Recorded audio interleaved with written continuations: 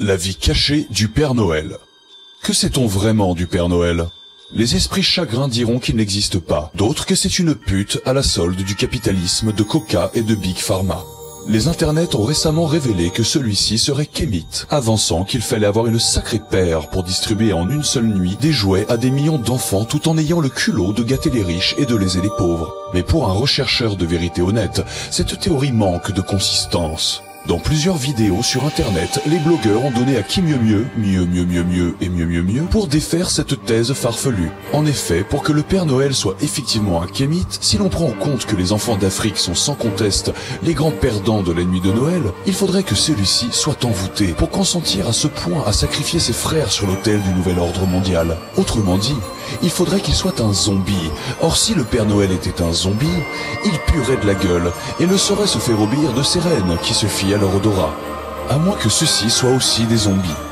Nous voyons que nous ne pouvons soutenir cette hypothèse sans partir dans des extravagances inutiles. Le rechercheur de vérité allemand Otto Thun avance une autre hypothèse tout aussi audacieuse et prétend que le Père Noël serait un avatar de Nyarlathotep, abjecte soit sa figure, la projection astrale d'un multivers où vivent des entités obscures et dont les dessins nous dépassent.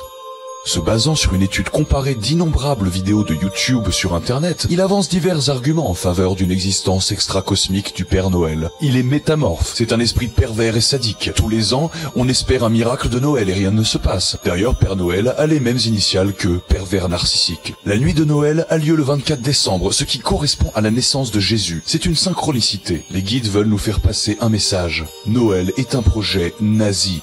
Aujourd'hui, c'est un Noël blanc. Demain, ce sera un Noël blond aux yeux bleus. Cependant, malgré l'aspect convaincant de sa théorie et la vigueur avec laquelle Otto Thun la défend sur les réseaux sociaux, il n'a toujours pas été retrouvé suicidé, ce qui tendrait à faire croire que le nouvel ordre mondial ne craint pas cette théorie. Stratégie de l'édredon? Les débats sont ouverts. À l'heure où nous attendons les fêtes de fin d'année comme une parenthèse enchantée, habitée par l'amour du prochain, nous devons nous poser la question.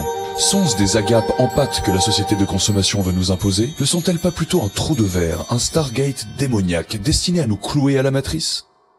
Joyeux Noël!